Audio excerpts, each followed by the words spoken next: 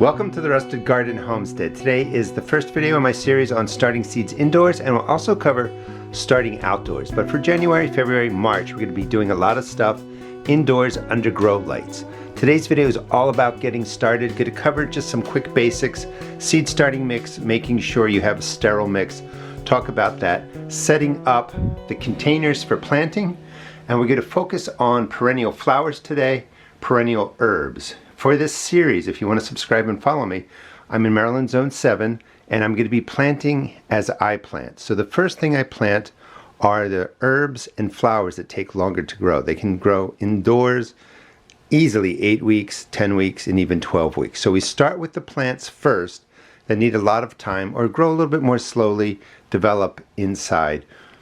The idea is that we're going to grow them for the shortest amount of time indoors, but we want them to be healthy, strong root systems, great upper growth. For example, we'll be talking about rosemary today. This rosemary's been growing 10 weeks, so I have a lot of prop plants so you can see what they look like, or they'll look like in the future 8-10 weeks from now. So let's go to the seed starting mix. It's really important you focus on controlling fungus gnats. I've been doing seed starting videos for about a decade, so check out my channel if you want more information. But every year I start over from the beginning, and it's just kind of like a vlog that I just start doing videos on what I'm doing indoors. And again, I'm in Maryland Zone 7. In the video description, I'm going to list videos that will help you understand when to start seeds indoors, more details on putting the hot water into here, and just some different videos to help you out. If I have to kind of repeat everything in every video, they get too long. However, this series is going to be an ongoing series, but each video is going to be pretty long, so just use the timestamps to jump around to the parts you want. Alright, so the first thing is you want a sterile seed starting mix. Soil life, microbes, all that stuff is wonderful outdoors. Inside, you don't need soil life. We're just growing transplants. Some people disagree with that, but the reason is that if something comes out of here, like fungus gnats, that's why we're putting in the boiling water, or molds, or fungus, or diseases, there's no real balanced ecosystem here. So the bad stuff takes over. Fungus gnats will devastate your seed start. So you want to take precautions to kill off the eggs. The eggs can last for a very long time in any of these seed starting mixes. This just happens to be ProMix. I'm not affiliated with any company. Any bagged product works well. ProMix works well. Jiffy seed starting mix works well. I also make it. I will put a video in the description that can teach you how to make your own seed starting mix. You'll save some money that way. So the first thing you want to do is, most of the times it comes out of the bags pretty dry. There is a very good risk that there are fungus gnat eggs in here. They tend to come in the peat moss. So most seed starting mixes have a good portion of peat moss in them, and therefore you have the risk of the eggs. So you're going to add in boiling water, and you're just going to kill off the eggs. This gets rid of most of them. How much water you put in, that's really hard to say, because it depends on how much seed starting mix you put in there. You want this to be well saturated so that the heat gets to all parts of the seed starting mix, but it doesn't have to be a sopping puddle. You can see that the water's starting to get absorbed. It's nice and dark, and that's a pretty good start. Maybe a little bit more water would be perfect for this batch, but I've reduced the chance of fungus gnats greatly now. I'm going to show you another trick for that in a second. So you would mix this through. You want it to become a nice dark color. Add in some more water if you need to, and that's going to do the trick to help you out greatly. If you're not sure how much to put in, or if you put in too much, maybe do this a day or two before you're going to set up your seed starting cells and plant. This way, the excess moisture goes away. Seed starting mix is set up nicely. Now this is going to be hot. After you mix it through, I like to pack it down, keep the heat in there, and just kind of let this sit there till it cools down, and then we'll go to the next step. After it's cooled down, you can work with it. It should look something like this. Nice dark color. If you squeeze it, maybe a couple drips come out, but it's not super sopping wet. This is going to be perfect. I do recommend really focusing on growing indoors with a sterile starting mix. You don't want to take compost from outside and add it to this. You're going to be adding in good and bad stuff. things can hatch, things can grow. You want this to be sterile. All your indoor plants are going to be fed with a water-soluble fertilizer. In the past, I would add in some dry organic fertilizers. I might put in worm castings. I'm also doing this series with a focus on budget, how to keep it really inexpensive for gardeners. So we're just going to use a water-soluble fertilizer. Water-soluble fertilizer means that once you add it to the seed starting mix, the plants can use it right away. It's in the form of nitrogen, phosphorus, potassium. The plants can absorb. It can be inexpensive. You can buy the chemical types. You can buy the organic types. We're just growing seed starts. And water-soluble fertilizer is all your plants are going to need to be healthy and to get off to a great start. The other thing that you can do is you can get mosquito bits. They are actually, it says right here now, controls fungus gnat larvae. They're used for usually mosquitoes, and in a container, and you'll notice too, I don't have measurements for you on everything. So it's about this much. It's a container. I like using a pail like this. It's filled up to about here, you know, so it's a good amount of starting mix to get started. In that, I just add in about this much of the mosquito bits. It's a bacteria. They're going to multiply and do their thing when they're watered, but it's a bacteria that kills off the larvae of mosquitoes and fungus gnats. So that's mixed in there. That's another level of protection against the fungus gnats. So now that this is set up, let me show you just how to pack it into the cells real quick. There's all kinds of different seed starting cells you can use. I sell these at my seed shop. These are the standard small size. These are perfect for just about everything. You can buy the larger, medium size. That allows you to grow the plants longer. They get better root systems. And you can even get these large cells where you don't have to pot up tomato plants and other plants. And I'll be talking about that in future videos. Today we're just going to use these basic cells like this. Put in your seed starting mix. I call this thumb packing. Press it down. You want a nice solid base for your seed starts. Cover it again or fill it again, and this creates a perfect planting base for anything that you want to grow indoors. As I said, we're going to start with the perennial flowers, perfect for attracting beneficial insects to your garden, and also the perennial herbs. Perennial means that these plants are going to come back year after year. So once you plant them, they're going to keep coming back. You can divide them and you can kind of expand how you use them in your garden.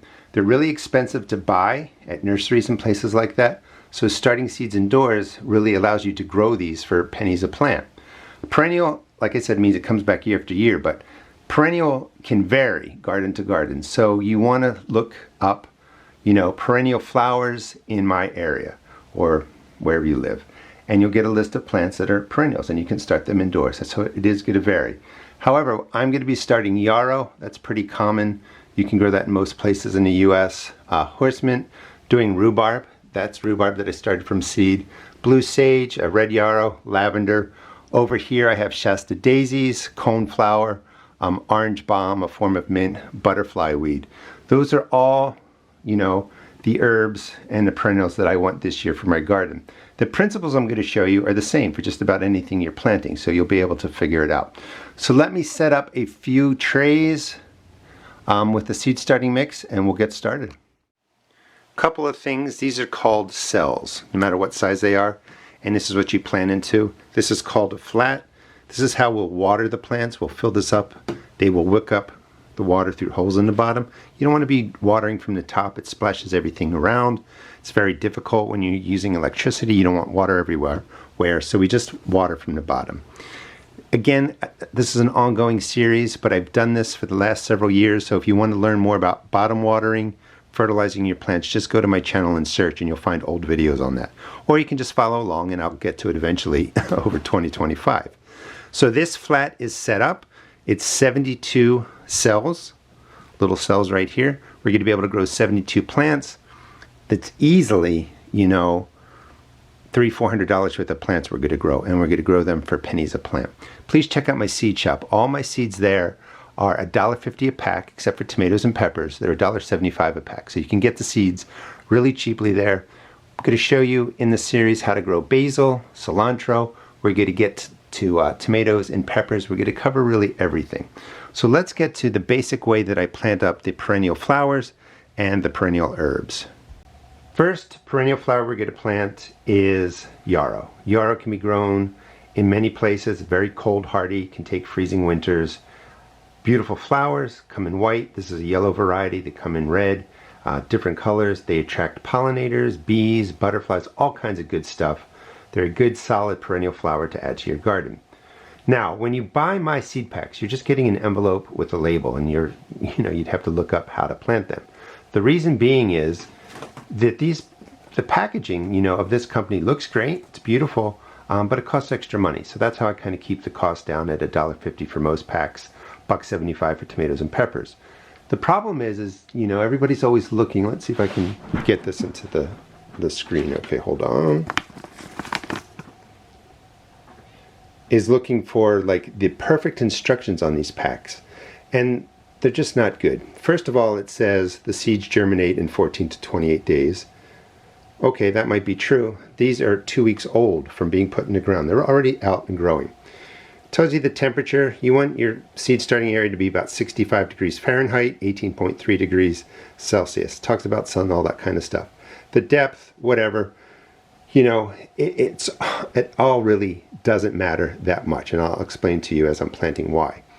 So then you go into here, it says to cold stratify, to put them in a refrigerator for X amount of time. You don't need to do all that. So sometimes these packets overload you with information, and what I want you to do is learn principles. The principles are what you can take across to all the different seeds. These are really tiny seeds, so you don't need to find the perfect depth. They're going to be different anyway. 1/4 of an inch, press on the surface, 0.5 of a centimeter. I mean, it kind of gets silly. Think about nature. The seed pods form, the seeds fall on the ground, they don't go to a certain depth, the plants grow, they've been doing it forever.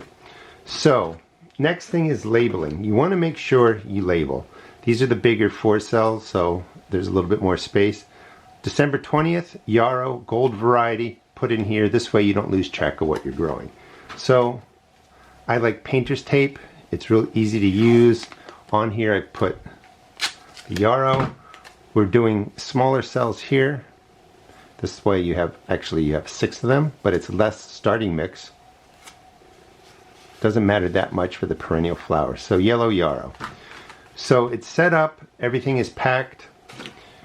It says here that these like light to germinate. Light still penetrates down here, so it doesn't have to be like right on top or perfect or anything like that. Let me pull out some of these seeds. Sometimes you just plant 2 or 3 seeds. Other times you plant multiple seeds. You're going to get thousands of yarrow seeds wherever you buy them from, and they look something like that. Really small. I like to take a pinch of, I don't know, maybe that's 8 or 10 seeds, and I take the pinch and I just sprinkle them right on the top.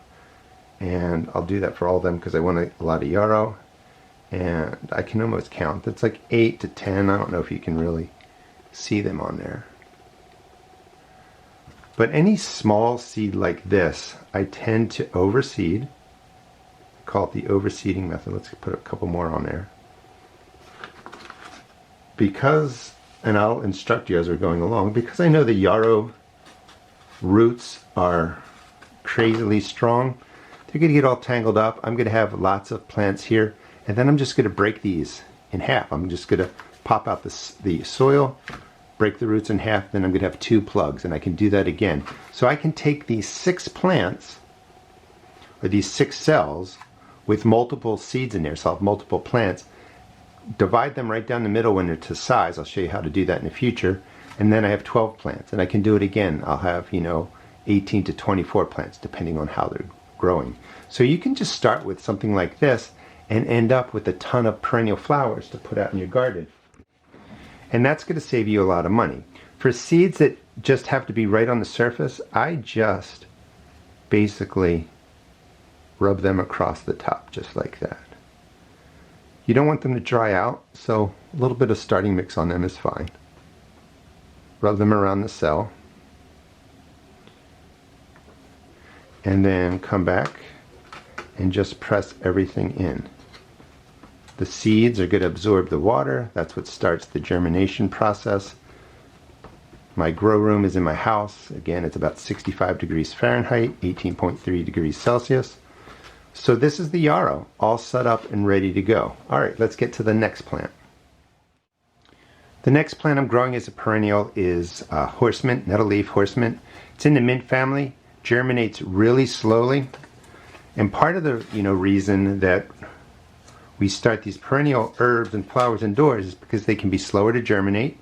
They grow more slowly, so you can really have them indoors for a good 10, 12 weeks. You may have to pot them up if they're getting really big and the roots start to coil down at the bottom of the cells. I'll be talking about that as we go through this series. You can go ahead and just pot them into larger containers. So this is some of the horse mint that has sprouted. Mint sprouts really slowly. 2 weeks in, small seeds again, and I'm going to take, I don't know, 8 or 10 seeds, and I'm just going to drop them right onto here. Just like we did with the yarrow. Small seeds I tend to overseed.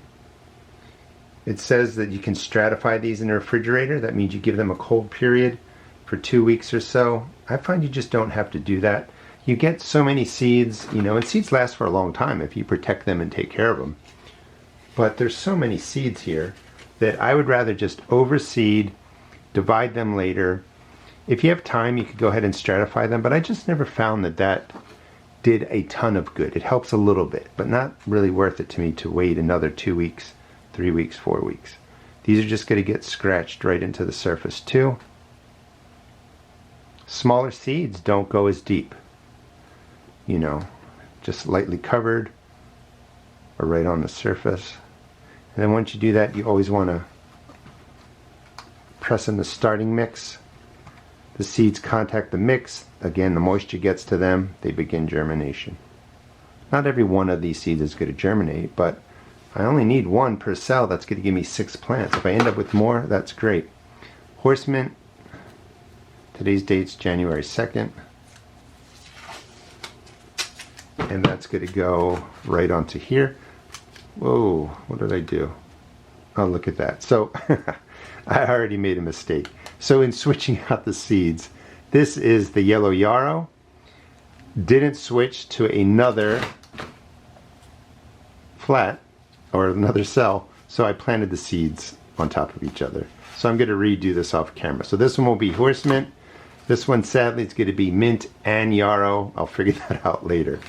Anyway, they're labeled. I used to put in the white tags in here and label them, but when I would move them in and out of my lights, sometimes they hit and they flipped out. I just found this was the easiest way to do it.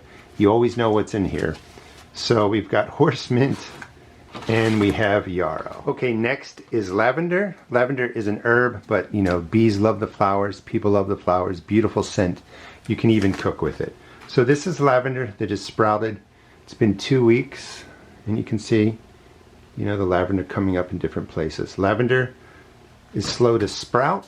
If I was going to say stratify certain seeds for 2 to 4 weeks in a refrigerator, I would recommend you do that with lavender and rosemary. It does help with those. I haven't really seen other seeds that I've started benefit from that. I've tested it out over the years. But these were not stratified. These were just done in the method that I'm showing you. Lavender seeds are a little bit bigger. Let me open this pack real quick. They are larger seeds. They're going to get planted to a little bit more of a depth. But again, you don't have to over worry that. I'm going to pinch. You're just going to have to trust me. 4 to 6 seeds per little cell here. You might hear somebody scratching at the door. That's my dog wanting to come in. So let me put these seeds away very carefully. I mean, there's tons of seeds in here. So, planting one seed and waiting for it to germinate and it doesn't germinate doesn't really make sense to me. You're better off planting more seeds and then you just let them, you just thin them out. If you don't need them all, you thin them out. You just don't want to plant just one tiny seed and then it doesn't germinate. By putting in multiple seeds, we're really ensuring that we're going to get at least 6 plants out of there, if not more. I can't get those into the packet, so I'm putting them right on there. For these, I want them to be a little bit deeper, so I'm going to just rough up the surface a little bit more. Something like that. And that will take care of the lavender seeds. Always want to press them in, make it nice and clean. And just FYI too, see how nice and dark this seed starting mix is? That means it's fully saturated because we just put the water in. It's going to dry from the top down, so there's still moisture down here. But when your seed cells get to this light brown, you know it's almost time to water them.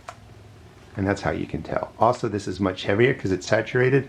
This is much lighter, and with experience, you can see, oh, it's getting light brown. You can pick it up, you can feel, oh, it's kind of light, and then you bottom water. So we have the lavender set up. I made sure I changed the containers. And we've got lavender. Okay, let's do a couple more perennial flowers. The next herb is rosemary.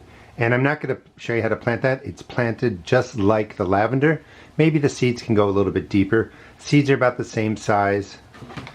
The lavender here, these are grown in the 4 cells, which I do sell at my seed shop. And the benefit with this is more soil in there, more starting mix. The roots have more space to grow, and the plants get a little bit bigger before you have to pot them up. It just depends if that's going to be an issue, you know, for what you're doing or not. These were started in later October.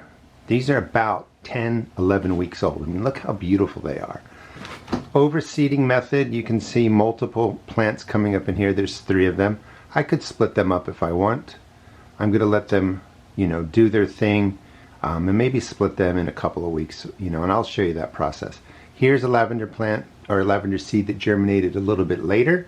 They're going to germinate in about 10 to, 21 days, depending on what's going on. But sometimes you get like a weird seed that doesn't germinate for like 5 or 6 weeks, while the other ones all take off and look really good. You know, you have a seed that's just going to start like, oh, there's one right there. So for whatever reason, the cold stratification helps this process, where basically what happens is that you put the seeds in a refrigerator, they get chilled. There's a chemical compound that, reduces the chance of germination. They do that for nature, so that when these seeds fall late fall, they have to go through a cold period to get ready to germinate. So they don't germinate into a freeze or anything like that. So the stratification can help, but again, I didn't stratify these, overseeded them. They look great. Nothing wrong with those. And this is just a beautiful start. This is an example of how you can save a lot of money too, because rosemary plants are easily $4, $5, $6 a plant. We're growing them, ourselves. Let's just say we get 6 plants out of here. That's $30. $30 pretty much covers the cost of all the materials you need to grow, and even the seeds in some case. So very quickly you can save a lot of money. 3 perennial herbs that I recommend you grow from seed. They do really, really well. First one, this is thyme. And thyme and oregano are planted the same way. I'm not going to plant any more oregano, I just don't need it. But you can plant the oregano, the thyme the same exact way. These are planted on on October 17th. So these are November, December, almost 12 weeks old, I guess, or something like that. 10 weeks, we could say. This is 2 plants, just 2 seeds. Look how large they get. They're beautiful. 1 plant right here. By having a single seed or 2 plants growing in the cells, the plants do get a little bit larger. When you have multiple seeds in here in multiple root systems, they kind of compete, so they can be smaller. Just wanted to grow a couple, just 1 tiny, thyme seed looks like this. Now, the problem is thyme germinates pretty well in general, but the seeds are really small. So you don't want to plant, just 1 seed. I put in 6, 8, sometimes even more, and I divide them up. In this case, I thinned everything down. The seeds over here did not germinate for whatever reason, and I was only putting in 3 or 4 because I knew I was just wanting to grow 1 plant.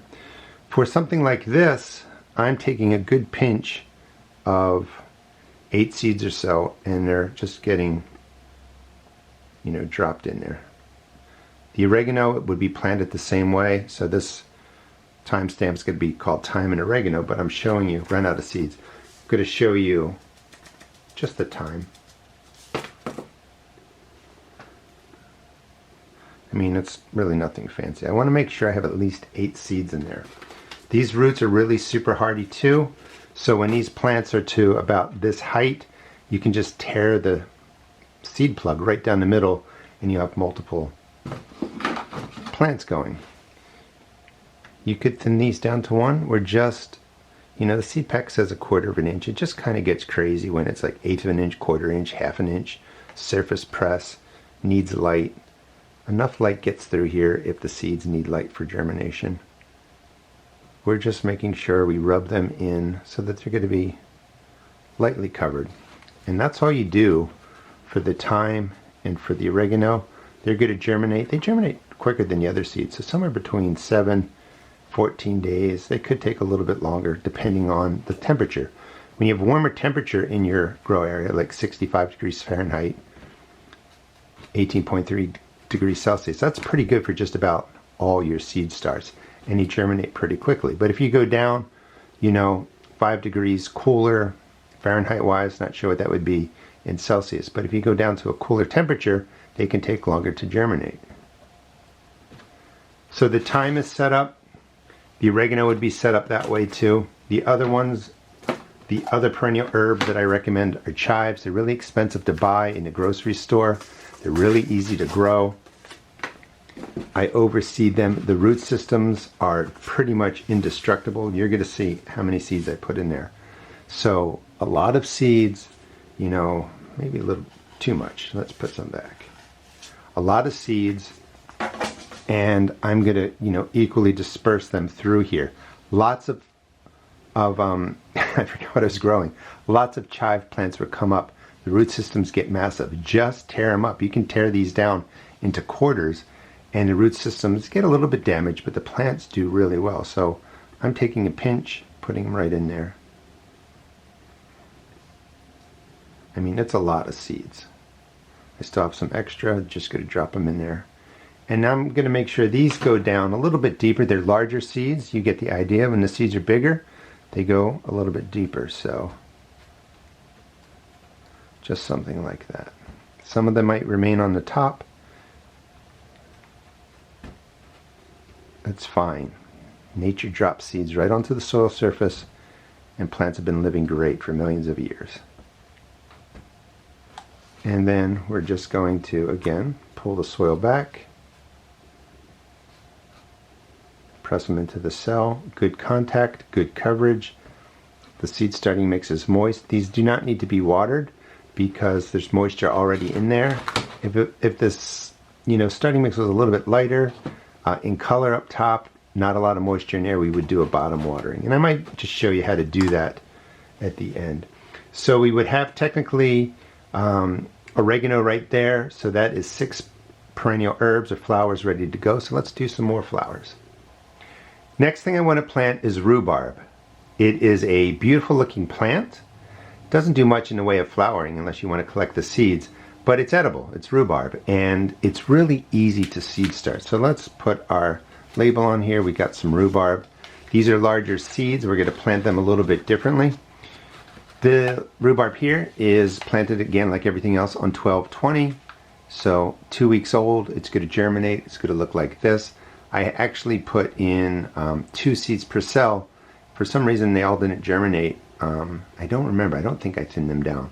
But nothing came out of here. So you want to make sure, you know, you're planting at least 2 of each seed, no matter what you're growing, into a cell. This way you're not waiting around for a bad seed that's not going to germinate. Sometimes you see the plant is stuck like this. That's because the seed coat stays on there.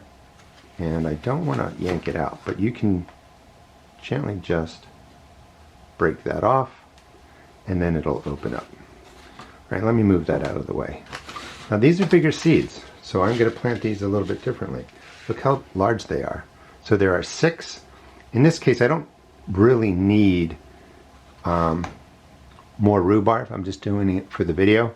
So I'm just going to put 1 in each. And I lost, where is my, here it is. So I like using a pencil. And it says plant these about 1/4 inch deep. You know, I don't over worry about it. That's past 1/4 of an inch. But I'm just pressing a hole right in the center for these larger seeds. You don't want to be dropping a large seed on the surface and trying to mix it in. It just doesn't work that well. So, you know, it looks something like that. And I'm just going to take, let's do it this way, you know, one seed, drop it right into the hole that I pressed in. Oh, just lost one, dropped it somewhere. Put one right there, we'll put one right there. And then after you do that, I just make sure the seed is at the bottom of the hole, and then just scrape some soil from the sides of the cell.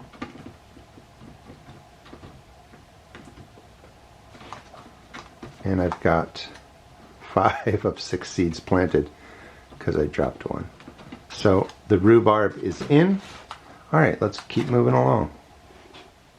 So another great perennial to seed start is asparagus. Now it's not a flower and it's not an herb, but I need some more asparagus for my garden. I wanted to go in certain places. And we've got it set up. Asparagus, the starting cells here are perfectly fine. These have amazing root systems. They grow really well indoors. We're really growing these for a nice solid root, and then when the temperatures are right, we will get them outside. A lot of people are going to have questions, when should I start plants indoors? I will link a video in the description of when to start stuff indoors. It shows you how to make a temperature chart and kind of plan your garden. And it's a long video, but it really will help you understand when to start stuff indoors, soil temperature outside, so you're kind of growing indoors for X amount of time, but you want to time it so they get into the right soil temperature outside so they take off and grow. So there's a little bit behind that, but the video I think is really good. It'll help you out. Asparagus, large seeds again, so I'm going to put a hole right in the middle, just like the rhubarb. And this one has a piece of wood in the way.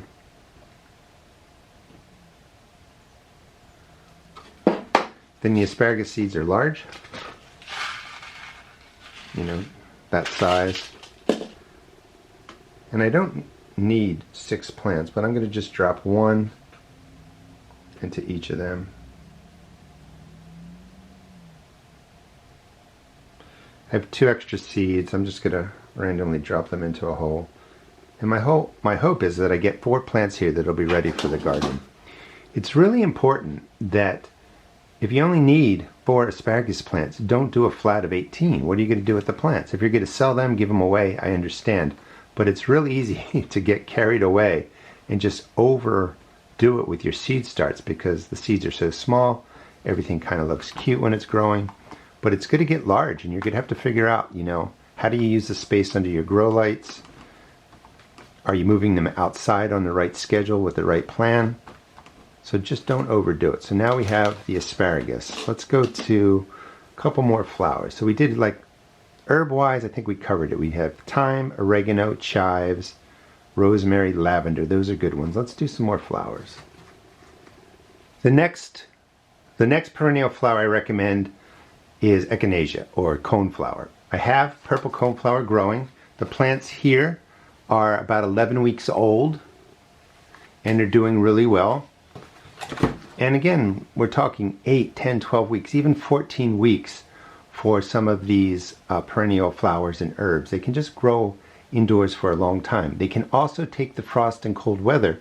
So, you know, plants that have gotten to this size can start being put outside during the day. Anytime, and just, this is really important, and I'll probably say this in every video, all the plants that are grown indoors are not used to the sun. They would love the sun, but the UV rays will damage and harm these leaves. They have to build up a resistance to the UV rays of the sun. So when they're first going outside, you want them outside, you know, for the first day, 15, 20 minutes, the next day, 20, 30 minutes. If it's a cloudy day, they can stay out longer. But you slowly want to introduce them to the outdoors, specifically the sun. They also have to get used to the wind over a week's period of time, or the sun will damage and can kill off your seed starts. But as these start getting to a certain size, they can be transitioned outside. I can free up space under my grow lights, and these can finish off really getting the sun during the day. If the freezing temperatures are coming during the day, keep them inside, or if freezing temperatures are coming at night, bring them in at night. But they can start getting used to the outdoors. So The variety here that I just showed you is just the standard purple coneflower. And again, these plants, you know, I can probably divide these and get at least 5 plants out of here. You know, they're like, and when they're bigger, you know, in a quart size, they can be $6, $7, $8. They can be expensive. So let me just get the seeds out here. They're stuck with some static. There we go. To the seed packet. So purple coneflower seeds, they are bigger.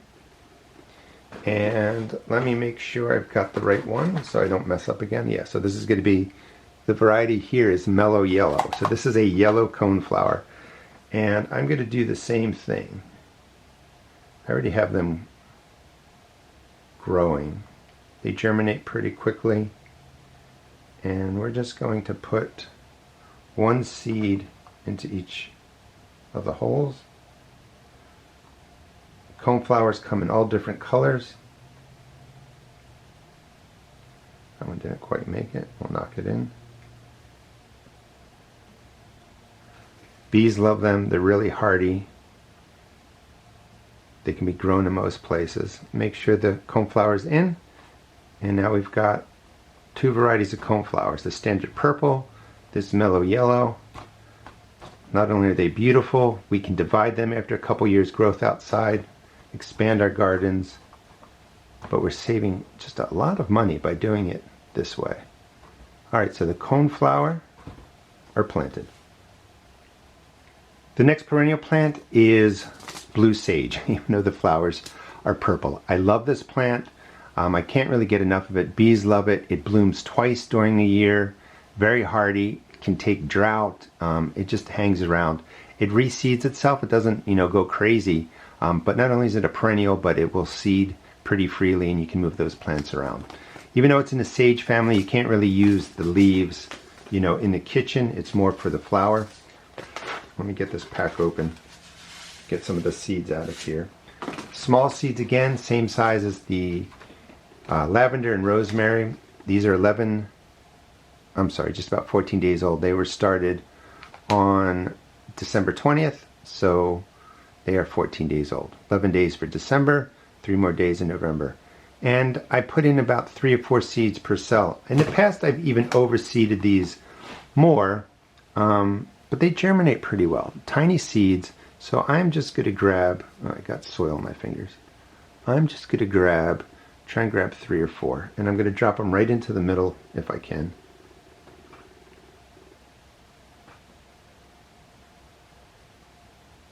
I don't even really divide these out, you know. I just put them right into the ground where they are. Again, when seeds fall in nature, they don't space themselves out 1 foot apart. You know, you've got a dozen seeds in one little square inch area, and the plants do fine. The strongest plants might take over. You might have a bunch of plants that grow larger. It doesn't have to be overthought, is the point that I'm trying to make. Just get them started. And then I can actually see the seeds right like there. I don't know if you can or not. But I'm making sure that as I mix them up, the seeds are going under the starting mix. I don't necessarily want any of these staying on the surface. Just from experience, I know they don't need that. And that sets up the blue sage nicely. A wonderful perennial, and we're covering some, you know, different colors too. You can do this with all kinds of perennial flowers, herbs, you know, whatever ones you want to grow in your garden. I'm just giving you an example of some of the ones that tend to grow really well and just do really well in the garden. All right, let's get to Shasta Daisies and Black Eyed Susans. All right, next let's do the Black Eyed Susans, just your standard Black Eyed Susans. Beautiful yellow flowers. I like having, you know, mixed colors throughout my property. And the seeds are small. We're definitely going to overseed these. These are pretty much indestructible too. And we're going to be putting in, you know, a good 8 seeds per cell. These can be divided up just like I was, you know, explaining to you with the other plants. Make sure I got the Black Eyed Susans there. And I'm taking, you know, trying to get about 8 seeds. They're really easy to grow. People spend a lot of money buying these at nurseries and the big box stores. If you're just going to grow something that you want to be successful with, the blue sage, the Shasta daisies, and the black-eyed Susans are really easy to grow. Got some extra seeds. Let me get them back into the container, or the packet here. And whatever ones I can't get are just going on there. They should be mixed in. I don't think you can see them, but there's more than 8. It's probably 12 on each of these. You know, not all of them are going to germinate again, but you get so many seeds. You know, you don't have to be super sparing with them and just do 1 per cell. It's kind of crazy. You know, this is going to come up in a way that I can split these and I'll have 16 plants. Well, my math was wrong. I'll have 12 plants. Haven't started these yet because they grow more quickly than the other ones. So 8 to 10 weeks is great for the black-eyed Susans. So Shasta daisies. Let me get these out of the pack. These are foil packets and the static electricity is keeping them on the pack. So these are a specific variety. Let's see what they are. I forgot. These are called Snow Lady. So they were kind of expensive. Standard Shasta daisies, just the plain old Shasta daisies that you buy, I would plant like I did the black-eyed Susans. I would put in 1, 2, 3, 4, 5, 6, I don't know, that's 8 or 10 seeds per cell. Because these are expensive and it's just a shorter variety, I'm going to plant them this way. And you can do this if you don't like my overseeding method. You could do this for the black-eyed Susans. And you're just going to drop 1 seed or 2 seeds per hole. Let's see if I can do that. And I got 2 left here. And that's all I'm going to do. Of course, you won't be able to divide these because you don't have enough seeds. They're going to grow a little bit bigger. They can stay in here longer because they're not going to be competing with the other plants. Whenever you're doing the overseeding method, you're going to divide them up. You may have to up-pot them into a larger container more quickly. Now, once that's done, I don't know if you can see them in there, but they're in the hole. You're just going to cover them over.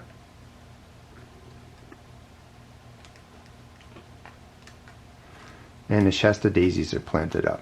So you can do them 2 different ways. That little overseeding method or just like this. Perfection is not needed. I mean, the whole bottom line is getting the seeds onto the starting mix. Mix them in a little bit, press them in. Something's going to germinate. That's how nature does it. It just drops seeds from their seed pods onto the ground and something's going to grow. So the last plant that I want to do is Maximillian sunflower. Let's see if I got that right. Yeah, it's a perennial sunflower. It's just absolutely beautiful. Let me set this up for these plantings. These come back year after year, not like your sunflowers that get killed off by the freeze and frost and stuff like that. These are just beautiful. The last plant is the Maximillian sunflower. It's a perennial flower, but it can also be used as a food. The roots are used like Jerusalem artichokes. Native Americans grew and ate these. Plants going to get 3 to 10 feet tall. I don't know why there's such a variation in the height. They're going to bloom somewhere later August through November, and they're just beautiful. So the seeds are small. Because, you know, I want to grow these as a single plant that gets really big, I'm just going to take, and I don't want to wait around again, you know, for a seed that's not going to germinate. So I'm going to take, and I spread them out on my palm so that I can just push 3 seeds together, and then 3 are going to go into the hole. I may thin them down, I may not, just depends on what I feel like doing. Finding again 2 or 3 seeds, drop them into a hole, 1/4 inch deep.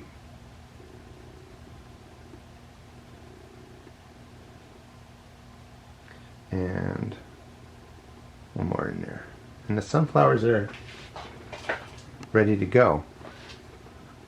These are the herbs, perennial flowers, you know, flowers that can also be used or plants can also be used as a food source that are also perennials that I recommend to kind of get started with. It's a nice mix and variety of your standard herbs, perennial flowers, and then crops that you can eat like asparagus, rhubarb, and the roots of the Maximillian sunflower.